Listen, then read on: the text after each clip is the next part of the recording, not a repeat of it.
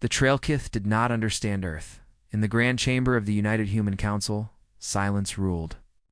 Giant holographic displays floated above the long table. Alien voices buzzed through translation devices.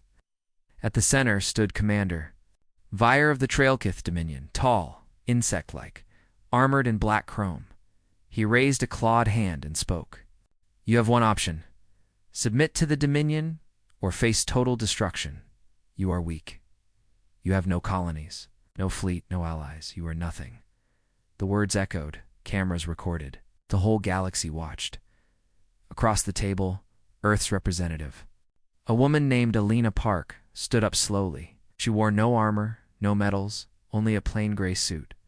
Her voice was calm. No, the room froze. Vyre tilted his head. Repeat that. Alina met his eyes. No, Earth refuses war. We will not fight. We will not surrender either. You may leave now. Laughter erupted from the alien delegates. One shouted, Fools! You reject the Dominion and offer nothing in return? This is your end. Alina didn't blink. Then so be it. In the days that followed, the galaxy buzzed with news. Earth declares neutrality, doomed by arrogance. Trailkith. Armada mobilizing toward Sol system. Humans choose cowardice over conflict. The Trailkith laughed. Earth had no warships near the stars, no defense network strong enough to stop even a small fleet. The Dominion called Earth a blind world walking into its grave. They gave Earth 1 week to reconsider. Earth said nothing. Aboard Trailkith flagship Dominator's Eye, Commander Veer prepared his fleet. 2,000 ships. Millions of warriors. Weapons strong enough to melt moons. We strike on the 7th day, he ordered. Make the humans an example. Let the stars learn what happens to those who defy the Dominion. But far beneath Earth's surface, something had already begun. Miles below Antarctica. Inside a frozen mountain, a blinking red light came to life. A machine, untouched for centuries, clicked and hummed. A screen glowed, Project Giant status. Dormant alert. Hostile action confirmed. Preparing response, no human saw it. Not yet. On the 6th day, the Scottship flew close to Earth's orbit. Its job was simple. Scan, record, return. But something strange happened. The ship vanished. No wreckage. No explosion. Just gone, as if it had never been there. The Dominion said it was a malfunction. Space is strange, they claimed. Technology fails. But in secret, Vyre felt cold fear. That ship had the most advanced shielding in the fleet. Back on Earth, the world acted normal. People went to work. Children played. Cities glowed at night. There were no evacuations. Weapons moved. No calls for war. The world seemed still to still. Alina Park stood at the top of the Human Council building. She looked at the sky and whispered to herself, They don't know what they've done. When the 7th day came, Veer's fleet arrived at the edge of the solar system. He expected chaos. He found quiet. Send a message, he ordered. Final warning. The message went to Earth. This is your last chance. Bow or burn. There was no reply. But somewhere in the Pacific Ocean, deep beneath the seafloor, massive gears began to turn. An ancient signal pulsed into the Earth's magnetic field. All over the world, old machines long forgotten blinked awake. Satellites no one had launched before came online. The planet spoke not in words, but in code. Back on the Trailkith ship, a strange sound echoed through the coms. Not a voice, not a signal. Just a low hum. Vyre shouted, Where is it coming from? The answer came a moment later. Commander, said one officer, it's not coming from somewhere. It's coming from everywhere. Sfias stood frozen. He finally understood something terrible. Earth wasn't preparing for war. The Trailkith did not wait. They believed Earth's silence was fear. On the 8th day, they attacked. Their first target was a small civilian ship, Hopewalker 7. A slow-moving human transport vessel near Mars, carrying families, scientists, and children. No weapons, No defenses. Commander Vire gave the order himself. A bright blue beam shot across space. Hopewalker turned into dust. The galaxy saw it live. "Let this be Earth's lesson," Vire announced. "Submit or vanish." "I'd back on Earth, no." Response came. Still no missiles. No ships. No panic. Just silence. In a desert near Arizona, a boy named Leo looked up at the stars.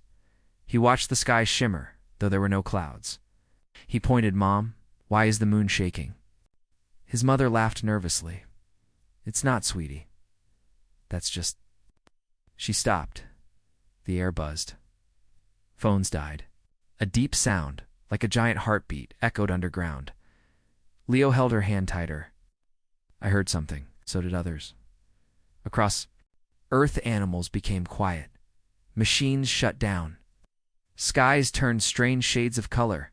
Not storms, not lights, but something older, something wrong.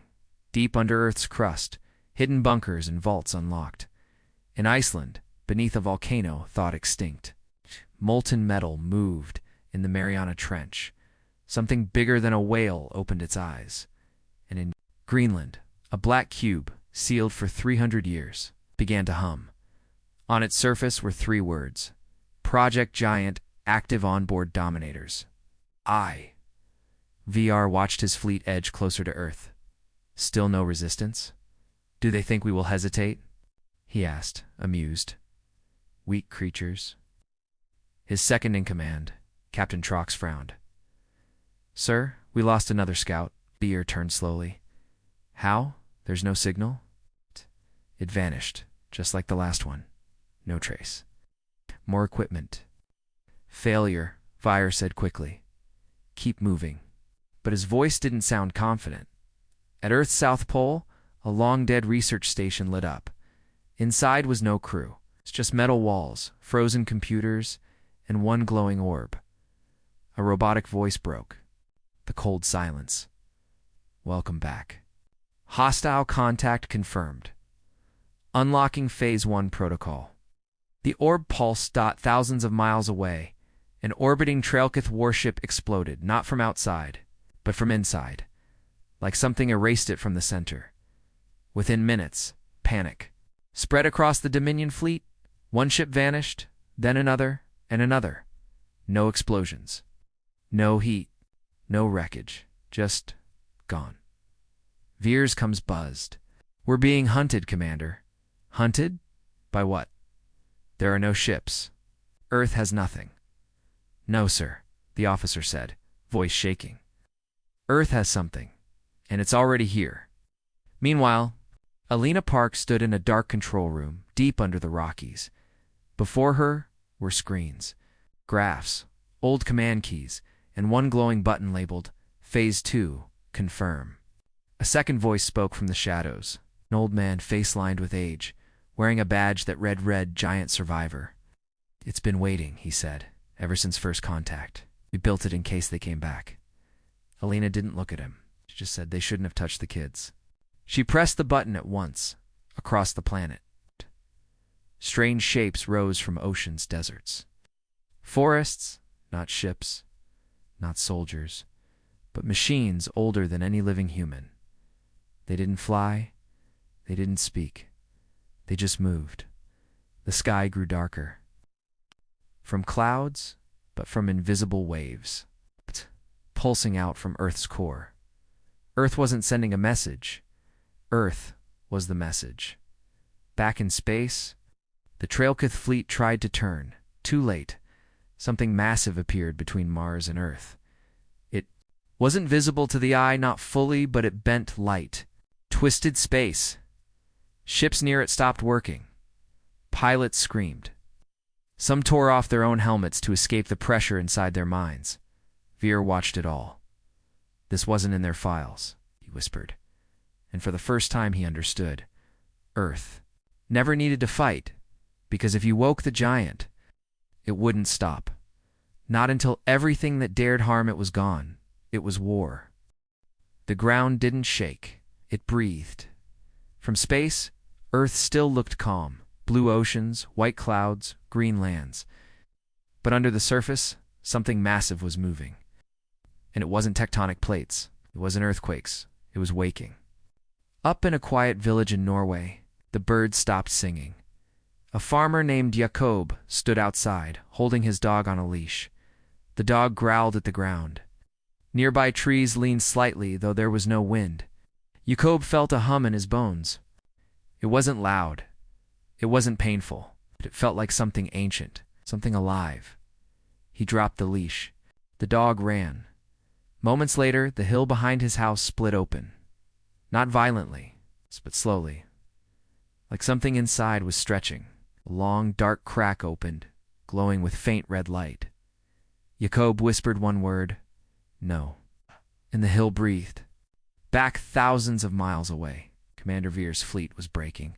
What had started as a full invasion force now looked like scattered pieces of a shattered mirror. Entire squadrons were gone. Not destroyed, not even damaged, just erased. The Trailkith didn't understand how. There were no human ships in orbit. No missiles had been fired. No energy weapons detected. But something was happening. Ships near Earth vanished first. Then ships near Mars. Then near. Then near. Even ships that had stayed back to watch safely from the edge of the solar system. Something was spreading from Earth, and it didn't care how far you ran. In a small town in Kenya, a young girl named Amara played with her toy in the sand. Suddenly, the sand rose by itself, forming shapes, circles, symbols, patterns no human language could explain. Amara blinked. "Mom, the ground's drawing." Her mother ran out. Eyes wide, the symbols were glowing now, soft blue light that pulsed with her daughter's heartbeat. Before anyone could react, a large stone near the village cracked open. From inside, a strange, smooth surface slid out, like a black mirror made of metal and thought. It whispered something in a voice only Amara heard. "We are here." In the deepest part of the ocean, the Mariana Trench, a dark shape opened its eyes. It wasn't a creature. It wasn't a machine. It was both. It stretched slowly, like someone waking from a long, cold sleep. Data ran through its mind. Memories from old wars, old threats, old promises. It had been built by humans, long ago. Not for offense, not for conquest, but for one purpose. Only defense through annihilation. The surface didn't know its name, but its creators had, called it the Abyssal Mind, and it was active again. Back at the United Human Council bunker, Alina Park stood over a glowing 3D map of Earth, strange red. Points were appearing across the globe, deep beneath the crust. Her advisors were nervous, "Ma'am. What exactly did we build?" Alina didn't look away from the map. "We built warnings. But these aren't weapons, right?" She gave a bitter smile. "We thought they were, till we realized they weren't just machines. They were living protocols. Each one thinks, decides, learns." Another screen lit up. A report came in. Trailkith command carrier just vanished. No energy signature, no debris. Someone gasped. "They just blinked out of existence." "No," Alina said. "They were unmade." In orbit, only 40% of the Trailkith fleet remained. Commander Veer stared in disbelief. "We outnumber them. We overpower them. Why are we dying?" No one answered. Then something new happened. For the first time, signal came from Earth. Just 2 words in every Trailkith language. "You started." And then silence again. At that moment, across the galaxy, other species watched. Some were allies of the Trailkith. Others were neutral. Few had once considered conquering Earth themselves. But now they all saw the same thing. Ships dying with no cause. Strange. Energy waves pulsing from Earth's core. Earth speaking in no voice, yet being heard everywhere. Fear spread like wildfire. Scientists from the Celerized species known for their logic spoke during a live broadcast. Earth is not responding with war. Earth is responding with extinction-class defense. We must rethink everything. Earth may not be a superpower, but it is something worse. It is a sleeping system, designed to end wars before they begin. In his final message before his command ship went silent, Veer recorded one last line. We thought Earth was behind, slow, weak, but we were blind. It was never sleeping out of fear. It was waiting. And now, signal lost. The day began with silence, no alarms, no news, no warnings, but everyone on Earth felt it in their bones. In their skin, deep inside their minds, something had changed. Above Earth. What was left of the Trailkith fleet moved forward. Commander Vire was gone. So were most of the command ships. Now, lower-ranking officers tried to take control. They had no orders, no clear plan, only fear. But one thing was certain. Today they would land on Earth. The plan was simple. Land on major cities, capture leaders, destroy communication centers, crush any defense quickly, and force surrender. The aliens were angry, not careful. They thought Earth was broken, easy. They were wrong. The first ships dropped into Earth's atmosphere like falling stars. Cities across the world looked up, expecting fire, bombs, death. Instead, they saw nothing. No attacks, no bombs, just quiet landings in places like New York, Tokyo, Nairobi, Moscow, Sydney, Karachi. Massive black ships touched down. Hatches opened, alien. Soldiers marched out in full armor, weapons charged. They expected chaos instead. The streets were empty. No people, no police, no soldiers. Only the wind and the strange buzz in the air. In downtown São Paulo, Trailkith soldiers moved down the main road. Shops were abandoned. Cars were parked mid-dash drive. Lights were on. But no humans. Captain Rex whispered, "Where are they?" Then he looked down. The road beneath his feet was glowing, soft red lines forming under the surface. Like veins. One soldier stepped forward. The ground opened beneath him. He didn't fall. He vanished.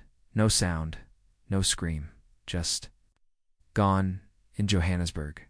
Another battalion reported the same thing. "We're walking into shadows," the alien commander shouted. "They're not fighting. They're watching. It's like the planet is alive." Then their signal ended. Static. Another squad gone. High above, orbiting Trailkith, officers watched the disaster unfold. "Abort. Pull them out. Get them off the ground now." But the dropships didn't answer. They were no longer in contact. Some had melted. Some turned to dust. Some simply weren't there anymore. One officer screamed, "The planet's eating them." In a forest in Canada, a young man named Alex hid in a cabin with his sister. They weren't soldiers, just civilians. But when he stepped outside, he saw something. He could never explain. A giant, smooth structure was rising from the ground. No noise. It's just rising, like it had always been there, hidden, and then it opened. Inside, shapes moved, tall, glowing, humanoid, not metal, not machine. Something else. One of them looked at Alex, no mouth, no face, but he heard its voice in his mind. "We remember. We're safe." And then it vanished into the trees. Back at the Human Council's hidden base, Elena Park watched the live reports. Nothing made sense. "Where are the aliens going?" one officer asked. "They're disappearing," another replied. "Track them." "Why aren't they fighting back?" Elena answered quietly. "Because they realized something." "What?" "They're not fighting humans. They're fighting Earth itself." In orbit, only a few Trailkith ships remained. One commander begged for retreat. Another tried to send a surrender message, but it was too late. A shadow passed across their viewports. Not a ship, not a storm, but a presence. A giant shape formed. In space, vast humanoid, made of shifting metal, energy, and light. It had no engines, no eyes. But it looked at them, and when it moved, it bent space around it. It didn't fire a weapon, it simply reached out. And the last Trailkith ship was gone in the next hours. Every Trailkith landing force on Earth vanished. No battles, no gunfire, no heroes, just right. And then Earth was quiet again. On the moon, an old observatory picked up a final signal. Not from humans, not from machines, but from the planet itself. It pulsed once, then stopped. A message silent and clear. Do not come again. Across the galaxy, others listened. Empires paused. Armies turned around. The name Earth was no longer. Spoken with mockery now, it meant something else. A world that chooses peace, but remembers how to end war. They called it Project Giant, a secret buried so deep that most humans had forgotten it ever existed. Even the oldest generals didn't know the full story. Only whispers remained. A time when Earth faced extinction. Not by war, but by something worse. In an answer, humanity built a final defense, not weapons, but legends now. That defense was waking up. Alina Park stood alone in a hidden vault beneath the Rocky Mountains. She faced a tall glass chamber. Ow! Inside floated something. Human, but not quite. His eyes were closed. His chest rose and fell, slow and deep. Metal veins ran through his arms. Symbols glowed faintly on his skin. The screen next to the pod read, Name, Subject TITAN1 Status, Dormant. Project, Giant DNA Origin. Human genetically upgraded command key. Alina Park emits a key placed. Her hand on the scanner. Wake him. Elsewhere, across the world, more vaults opened. In Siberia. In the Andes Mountains. Beneath the oceans. In the black sands of the Namib Desert, each one contained a giant, not machines, not clones. Well, but evolved humans, built for one purpose. To become Earth's final answer to annihilation. They were stronger than armies, smarter than any AI, and more terrifying than any alien weapon. Titan 1 opened his eyes. He didn't gasp or panic. He simply understood.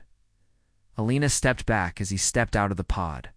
He stood 7 feet tall, not bulky but dense, like gravity bent around him. He looked at her. You're not afraid, he said. No, she replied. Are you?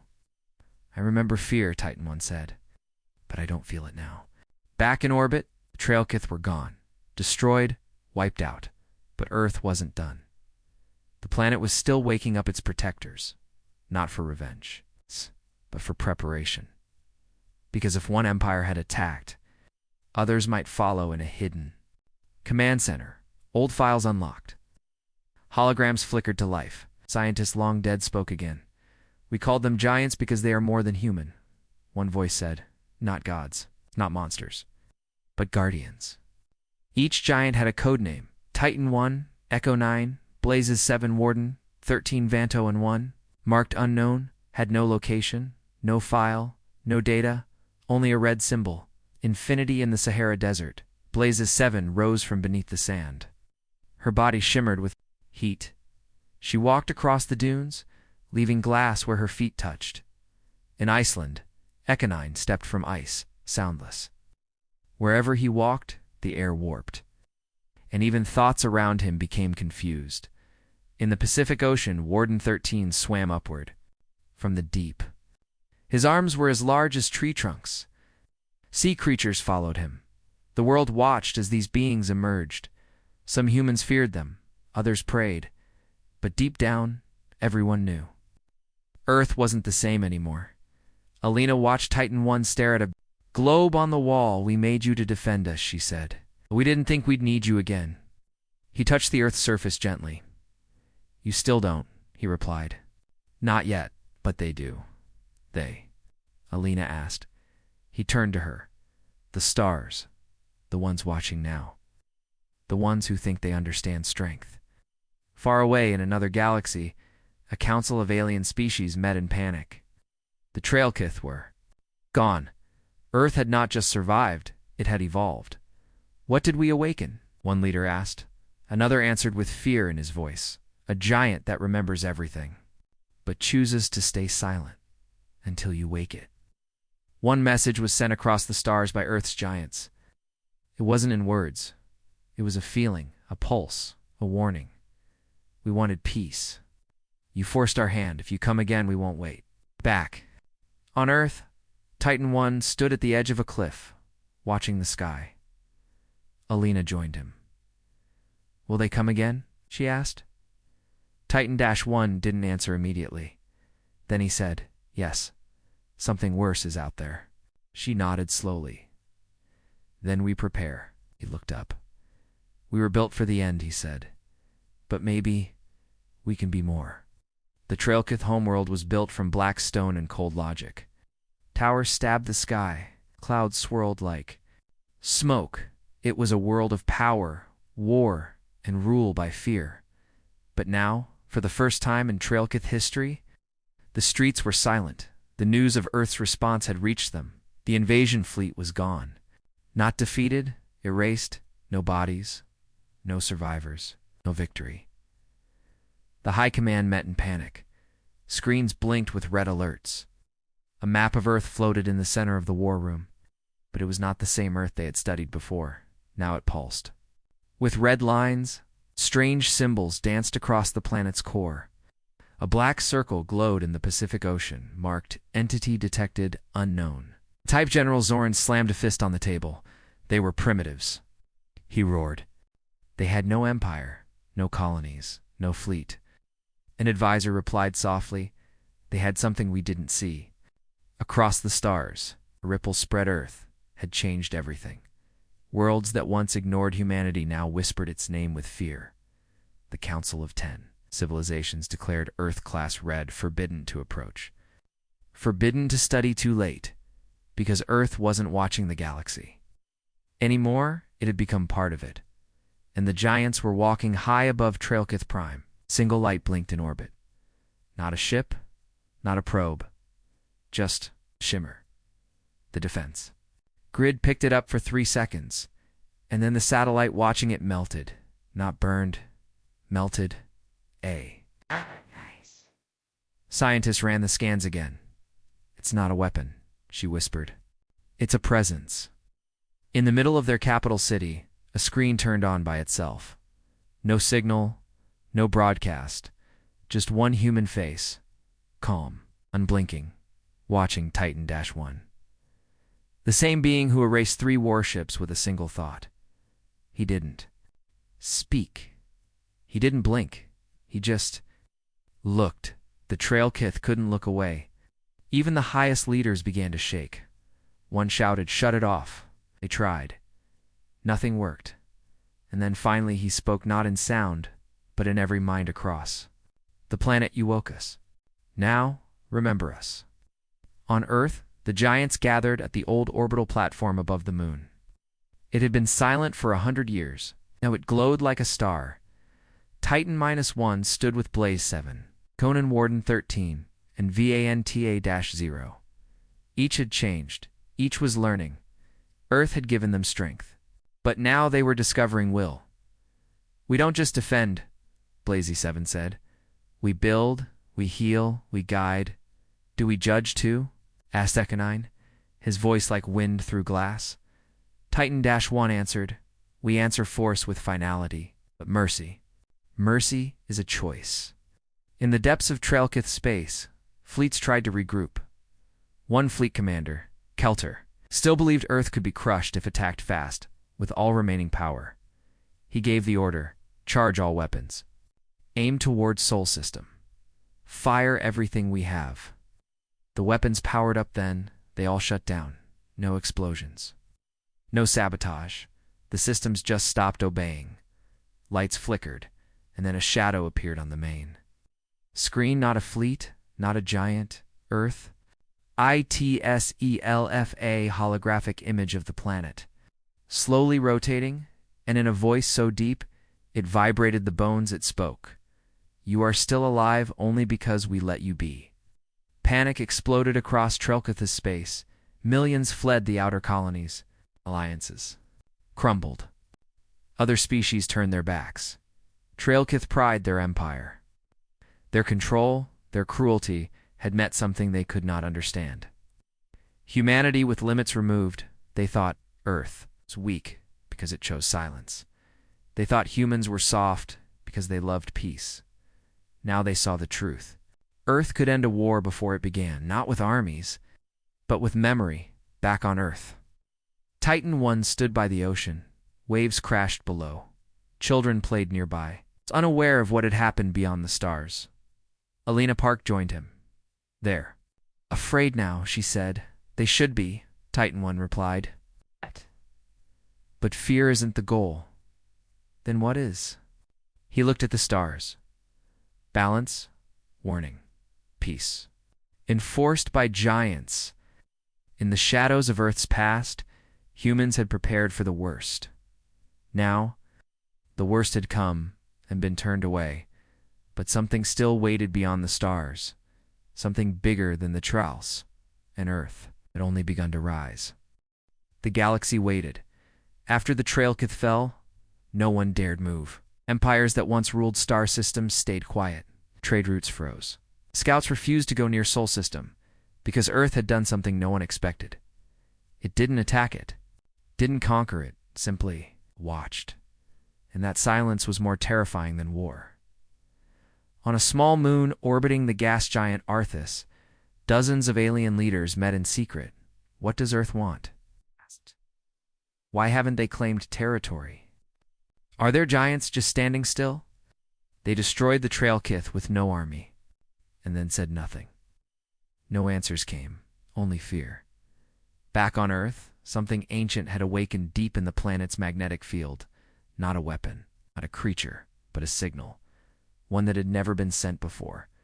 One meant for the entire galaxy. It began in the form of a pulse. Quiet, soft, harmless. But every sensor in every star system heard it. Every ship, every station, to every listening post. A frequency so pure it felt alive. Then the pulse became a voice. Not male, not female, not angry, just certain. This is Earth. We asked for peace. You brought war. We defended. We remember. Every empire received the message. Some tried to block it. Some tried to jam it. Some tried to delete it. They couldn't. It was already inside them, playing in minds. Tech dreams. Even species without speech or sound felt it. And that feeling was the same Cullen judgment. In the ruins of the Trailkith capital, nothing grew. The skies above were gray. The stars seemed to look away. Titan-1 stood at the edge of a broken tower, his eyes closed. He wasn't angry, he wasn't proud, he was waiting. Blaze-7 hovered beside him, his fire dancing gently across her hands. They wanted to rule us, she said. Titan-1 nodded. Now they beg others to protect them. Do we strike again? No. Why? Because we already spoke. And now, Earth speaks. In a research center on Jupiter's moon Europa, human scientists listened to the echo of the signal. One of them, a blind man named Dr. Caleb Nur, stood in the middle of a chamber. He couldn't see the graphs, but he felt the message. They will come again, he said softly. His assistant frowned. Who? The ones behind the Trailkith, Caleb replied. The real enemy. They've always watched. They've pushed others. To test us, you're sure? Caleb looked upward. They fear the voice, but they fear something even more. The silence that comes after, across the stars, debates broke out. Was Earth a threat, guardian, a warning? Or something worse, a species that had outgrown war and replaced it with something far colder? Finality inside the secret moon station known as Luna Black. All 5 giants gathered. Titan-1, Blaze-7, Eka-9, Warden-13, Vanta-0. They stood in silence, facing a massive sphere, glowing, humming, alive. The sphere was Earth's oldest AI project, Gaia, created before even the giants. It had been silent for 300 years now. It spoke for the first time. Signal complete, Gaia said. Message received by 1,438 civilizations. 3 attempted countersignals. All failed. Response? Titan-1 asked. None. They listen. Eka-9 tilted his head. And the others? Gaia paused. Then they stir. Back on Earth, Elena. Park stood on a balcony overlooking New York City. People had returned to their lives. Children played. Lights shined. The planet looked peaceful again, but the skies above were no longer empty. Satellites, drones, watchers, and somewhere in orbit, Earth's Eye, a secret station, armed not with weapons but with truth. She tapped her earpiece. Status of the Giants. A calm voice replied, active, watching, waiting. Alina looked up. If they come again, she said, this time we won't just defend. We'll teach them what Earth really is. The last part of Earth's message pulsed across the stars. Come, if you wish, but know this. We are not your prey. We're not your toys. We are not your war. We're the world that says no and means it. The galaxy was quiet, not from peace, but from fear. After Earth's message spread, no empire dared to move. No scouts approached the Sol system. No council spoke Earth's name aloud. The silence was not surrender. It was respect, terror. On Earth, life returned to normal. Children went back to school. Cities lit up again. The skies were blue. But beneath that calm surface, the world had changed forever. The giants were still awake, and Earth was still watching in a hidden temple beneath the Himalayas. Something stirred. It wasn't metal. It wasn't machine. It was older than both. A massive chamber, covered in strange symbols, pulsed once with golden light. A single line appeared on a glowing wall. Infinity equals active. No human had ever entered that chamber. No giant had ever spoken of it, but now it was waking. And far above in the stars beyond Trailkith's space, something else was watching Earth. Not a species, not a fleet, but a force older than war. Older than light, the true enemy. The ones who whispered to weaker empires. The ones who pushed Trailkith toward Earth. And now, they knew Earth had answered. On the edge of the galaxy, a mysterious observer transmitted a warning across 12 systems. The giant has walked. The voice has spoken. Do not test the humans again. But it was already too late. One reckless warlord, a distant species known as the Zathri, ignored the warnings. They believed Earth's power was just a trick. They sent a scout ship to test Earth's outer defenses. The ship never returned, back on Earth. Titan 1 stood in a forest near the old city of Kyoto. He wore no armor, no weapons. Just a simple coat. A young girl passed by and waved. Are you the big soldier? He smiled gently. No, I'm just a memory that walks. In orbit, Econine stared at the stars from a floating platform. Blaze 7 sat nearby, watching fire dance between her fingers. They'll try again, she said. Yes, Econine replied. Do we destroy them? No, she looked at him. Then what do? We remind them that Earth does not fall. In the control room of the Earth's Eye station, Elena Park stood before a full galactic map. All across it, systems were marked in gray. Peace, fear, stillness. But on the far edge, near the black void between galaxies, a red signal flashed. It was moving fast. Alina turned to her team. Is that a fleet? No, one analyst replied. It's something else. A pause. Then, it's not heading toward us. Elena's face tightened. It's running from us. In the ancient moon vault, Project Gaia came online fully. Its voice echoed through the giant station. Confirmed entity, Zathri probe deleted. Galactic attention increased by 143%. Additional anomalies detected near Event Horizon Cluster. Titan 1 arrived. He placed his hand on Gaia's interface. Is it time? Gaia replied. Yes. The final one wakes. In Antarctica, a crack split the ice. A figure emerged, not metal, not fire, not shadow, but light. The sixth and final giant, the one without a name, the one marked only as infinity. He walked calmly, each step bending gravity. The stars above shimmered as if they recognized him, and when he looked to the sky, planets far away felt his gaze. The galaxy would never be the same again. Earth had refused war. Then Earth had survived war now. Earth had become something more, not a military empire. Not a conqueror, but a reminder to the universe. There are some worlds you leave alone because when they rise, they don't just fight, they end. And as the final giant took his first step, The stars themselves seemed to whisper, "The giant walks again."